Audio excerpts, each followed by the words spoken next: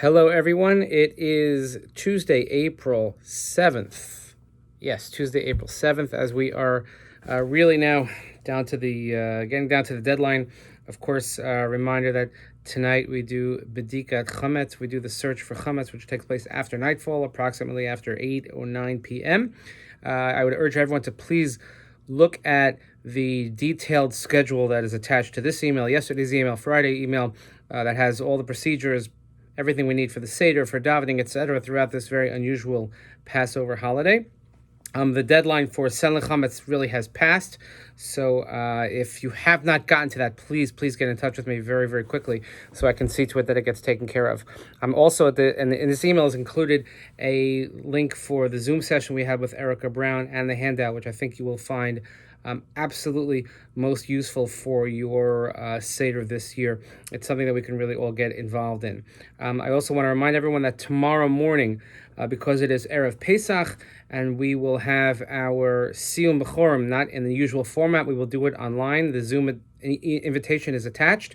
Ben Shaul will be making a siyum, I believe, for the very first time, certainly the first time at Eitz Chaim on Maseches Brachos, and I look forward to that. And you could just tune in at 8 a.m. Again, that's 8 a.m. on Wednesday morning to hear Ben Shaul complete the Masechah Brachos. Even if you're not a firstborn, I think it's worth watching just so we could see Ben Shaul do a siyum on an entire tractate of Gemara as he's doing Daf Hayomi. So kol hakavod yeshkoch to Ben. I also want to give a thank you to Nicole Pantis, who dropped off a number of small bottles of hand moisturizer, sanitizer that you can use maybe when you go shopping if you have to go out.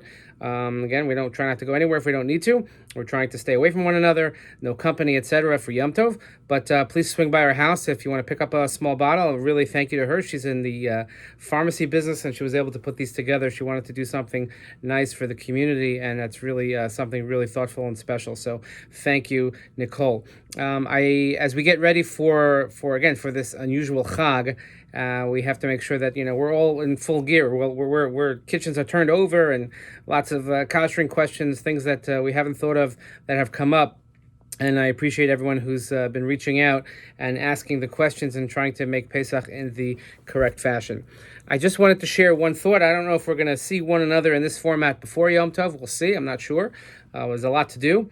But I was reflecting today because exactly 20 years ago, on the 13th of Nisan, and Pesach fell out quite the same way. It was Tuesday morning, and Pesach began Wednesday night, a 3-day yontif.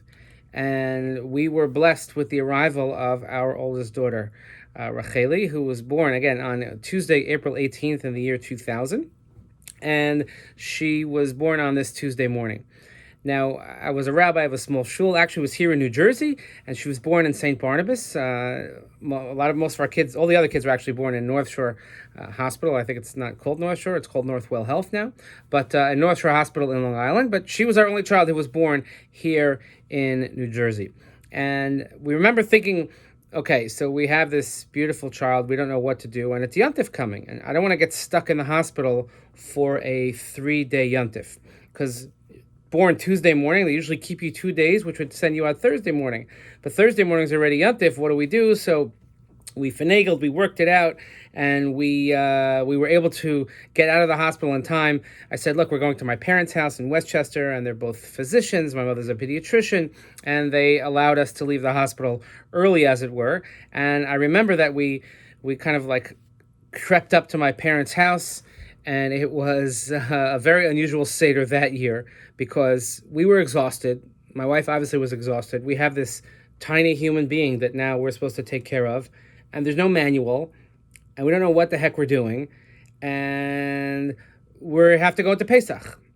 And I remember thinking that year that, wow, that was probably the fastest Seder that we ever had, because we finally got there for Yom Tov, and we collapsed, and we had a Seder, and the Seder itself took, I don't know, maybe 40 minutes. And here we are this year in a predicament where, Pesach is not what we expected. But the Seder doesn't have to be unexpected either in that sense. We don't have to, I was joking around thinking usually every year in shul, people are saying, oh, what time did you finish? What time did you finish? I finished at 2 a.m., I finished at 3 a.m., I finished at midnight. And this year the talk would be, how fast did you do it? In 20 minutes? 10 minutes? 11 minutes? It doesn't have to be that. We have a wonderful opportunity, as difficult as it may be in the situation we find ourselves, but we have a wonderful opportunity to capitalize and to have a really, really meaningful Seder. Our family certainly is very blessed, and thank God. I think many of you will appreciate the blessings that you have and the opportunities that you have to make this a meaningful Seder. It's not too late. There's still time to pick up a Haggadah, to look at some of the material we've sent out, and ask some meaningful questions. And make this a Seder that in 20 years from now, just like I remembered my Seder from 20 years ago, albeit for a different reason, but in 20 years we're going to look back at this Seder and say, remember how great that was. Remember how we were really able to focus on one another. Remember how we were really able to make it meaningful. So, my friends, I want to wish you, again, most important thing is health. We should have a healthy Pesach. And I think as a community, we're doing quite well, helping one another out, trying to pick up the spirits of one another, and it's very challenging, it's difficult. And this is still going to go on for a bit. But we have to have a healthy Pesach. If we have a healthy Pesach, then we can have a kosher Pesach. If we have a kosher and healthy Pesach, then indeed we can have a Chag Sameach. So from our family to yours, we want to wish you the very, very best, the most meaningful time that you can possibly have given the situation. And please join me in wishing Racheli a very, very happy birthday. Chag Sameach.